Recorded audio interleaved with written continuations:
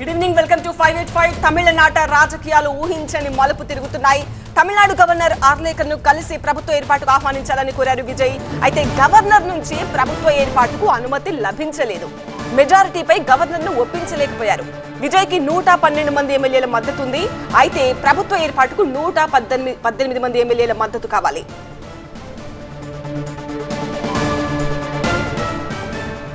తమిళనాడు రాజకీయాలు ఊహించని మలుపు తిరుగుతున్నాయి.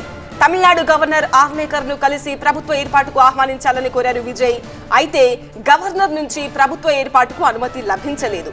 మెజారిటీపై గవర్నర్ను ఒప్పించలేకపోయారు. విజయ్కి 112 మంది ఎమ్మెల్యేల మద్దతు ఉంది.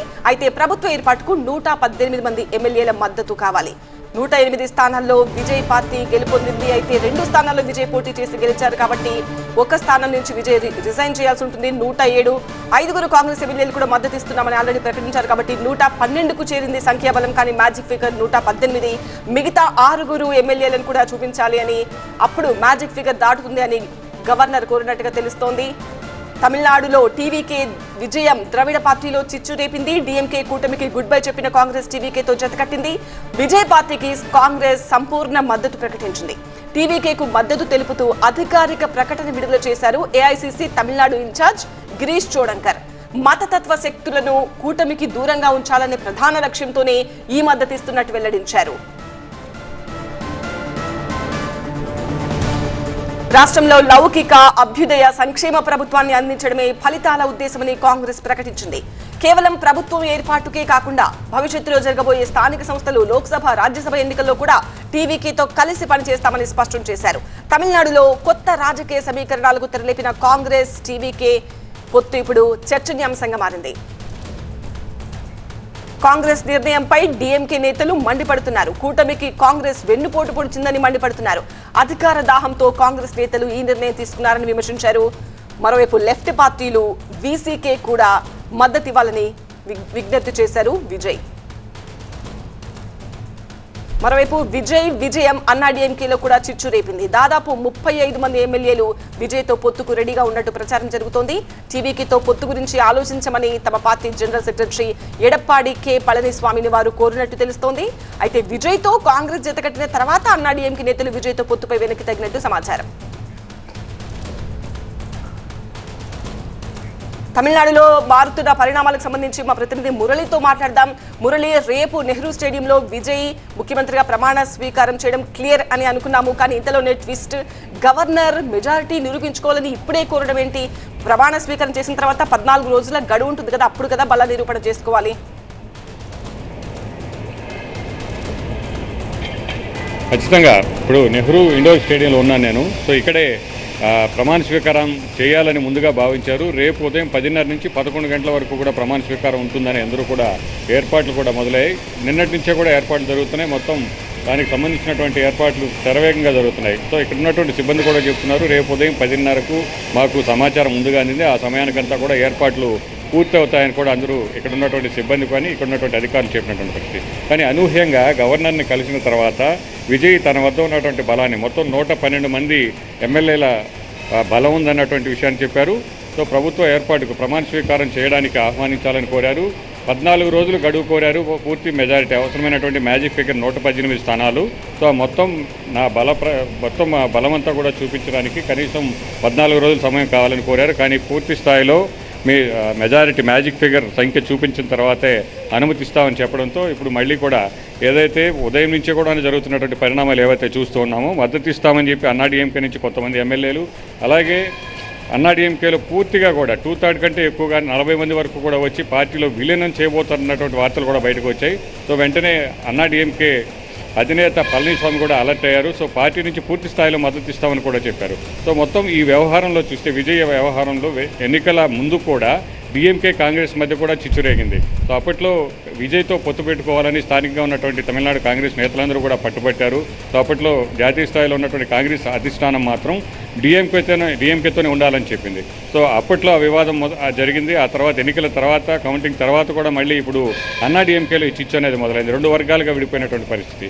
సో ఇటు మొత్తం కూడా ఉన్నటువంటి సభ్యులు చాలామంది విడిగా మద్దతు ఇచ్చేందుకు వస్తున్నారు.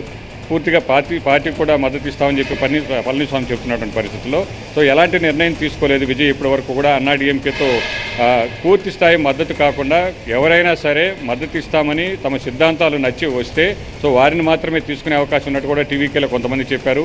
అది కూడా ఇప్పటికిప్పుడు కాకుండా ప్రమాణ స్వీకారం జరిగిన తర్వాత 2 వారాల గడువు ఉంటుంది కాబట్టి గతంలో కూడా ప్రభుత్వం ఏర్పాటు చేసిన తర్వాత బలం ఆ సంఖ్య అనేది తక్కువగా ఉన్నా కూడా కొంత సమయం కోరుతారు, గవర్నర్ అనుమతిస్తారు.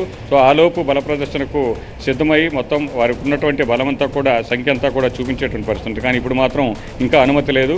సాయంత్రానికి ఏమైనా లోక్భవన్ నుంచి దీనికి సంబంధించి సమాచారం వస్తే, దీనికి అనుమతి వస్తే రేపు ప్రమాణ స్వీకారం అనుకున్న విధానంగా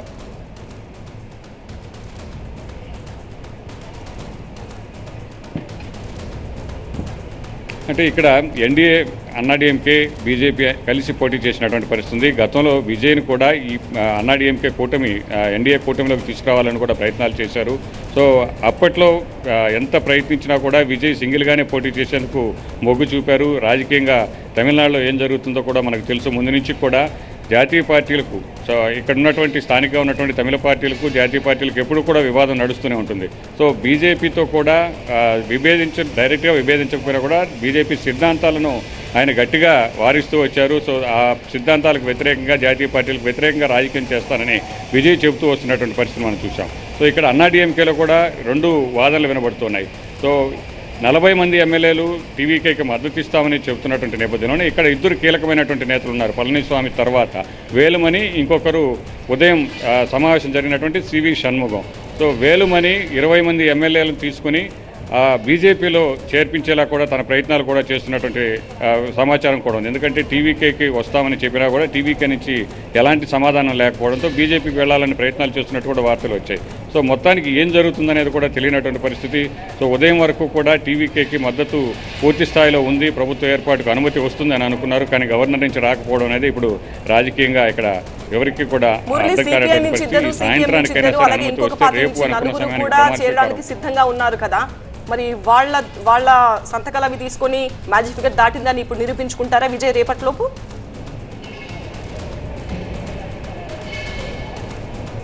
ఖచ్చితంగా నిన్న వామపక్షాలకు సంబంధించినటువంటి 4 సభ్యులు, అలాగే వీసీకేకి సంబంధించినటువంటి 2 సభ్యులు, 6 సభ్యులు ఉన్నారు. ఈ 6 సభ్యులు వస్తే పూర్తి స్థాయి మెజారిటీ 118కి చేరేటువంటి అవకాశం ఉంది. అయితే నిన్న సమావేశం ఏర్పాటు చేసుకున్న తర్వాత వామపక్షాలు అలాగే వీసీకే 2 కూడా డిఎంకేతోనే కొనసాగుతామని ప్రకటన చేసినటువంటి పరిస్థితి. అయితే నిన్నటి వరకు కూడా మద్దతు ఉంటుందని అనుకున్నారు. మరి విజయ్ వైపు నుంచి పూర్తి స్థాయిలో ప్రయత్నం జరగలేదా, లేదా వారి వైపు నుంచి ముందుగా వచ్చినటువంటి ఆఫర్ ప్రకారం సరైన సమయానికి స్పందించలేదని వారు మళ్ళీ మద్దతును వెనక్కి తీసుకున్నారు అనేది కూడా చూడాల్సినటువంటి పరిస్థితి. రాత్రి వరకు అయితే మాత్రం ఆ 2 పార్టీల మద్దతు, అంటే వామపక్షాలతో పాటు వీసీకి 6 సభ్యులు కూడా విజయ్కి మద్దతు ఉంటుందని అందరూ కూడా భావించారు. సో అనూహ్యంగా వారు మద్దతు ఇవ్వడం లేదని ప్రకటించారు. డిఎంకేతోనే కొనసాగుతామని కూడా ప్రకటించినటువంటి పరిస్థితి. సో ఇప్పుడు గవర్నర్ నుంచి ఈ సమాధానం, గవర్నర్ నుంచి వచ్చినటువంటి అభ్యంతరం కారణంగా సో ఇప్పుడు ప్రయత్నాలు మొదలుపెట్టి ఈరోజు లేదా రేపటిలోపు తమకున్నటువంటి బలాన్ని సభ్యుల సంఖ్యను చూపించి మళ్ళీ అనుమతి తీసుకునేటువంటి అవకాశం ఉందా లేదా అనేది చూడాల్సినటువంటి పరిస్థితి. రైట్ మురళి.